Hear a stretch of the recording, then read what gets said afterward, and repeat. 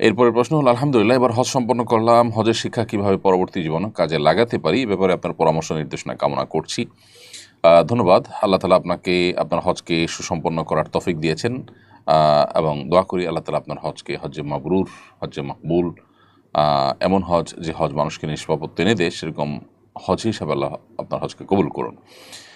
আর হজের শিক্ষাগুলোকে জীবনের পরবর্তী ধাপে বা পরবর্তী জীবনে ধরে রাখার জন্য আসলে অনেক স্ট্রাগল, অনেক পরিশ্রম, অনেক মেহনত আমাদেরকে করতে হবে। এর ভিতরে একটা পরিশ্রম হলো যে প্রতিনিয়ত হজের যে মাশায়েরগুলো, হজের যে জায়গাগুলো, সেই পবিত্র জায়গাগুলোর পবিত্র অনুভূতিগুলোকে আমরা বেশি থেকে বেশি স্মরণ করার চেষ্টা করব, রিমাইন্ড করার চেষ্টা করব, এবং সেগুলোকে আমাদের উপলব্ধিতে জাগরুক রাখার চেষ্টা করব সবসময়।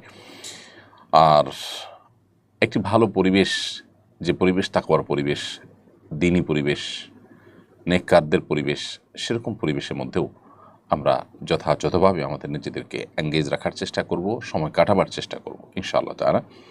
যখন মানুষ ভালো পরিবেশের মধ্যে থাকে, নেককারদের পরিবেশের মধ্যে থাকে, তাদের চৌহদ্দি এবং সারাউন্ডের মধ্যে থাকে, তখন তার জন্য দিনের কাজ করা বা দিনের পথে চলাটা তুলনামূলক সহজ হয়। অনেকে হজ করে এসে নিজের আগের যে গড্ডালিকা, আগের যে স্রোত, আগের যে পরিবেশ, সেখানে হারিয়ে যান, যার কারণে তারা আর সেখান থেকে ব্যাক করতে পারে না। তো এই জায়গাটাতে আমাদের ফিরে আসাটা দরকার এবং গুরুত্বপূর্ণ। আল্লাহ আপনাকে সে তৌফিক দান করুন। সেই সাথে আল্লাহর কাছে খাসভাবে দোয়াও করতে হবে যে আল্লাহ আপনি আমাকে হেদায়েতের পথে পরিচালিত করুন, অবিচল রাখুন, হেদায়েতের থেকে যেন আমি বিচ্ছুত না হই, সেটি আল্লাহর কাছে দোয়াও করে যেতে হবে। আর এছাড়া হজ করে আসার পরে ইমানের কিছুটা চার্জ হয়, এরপর আবার রিচার্জ করতে হয়। একটা সময়ের পর আমরা যদি রিচার্জ না করি, তাহলে সেক্ষেত্রে আবার দেখা যায় আমরা ফিরে চলে যাই আগের জায়গায়। এই জন্য নিয়মিত আমাদের ইমানের নবায়ন করা দরকার, আমাদের ইমানের রিচার্জ করা দরকার।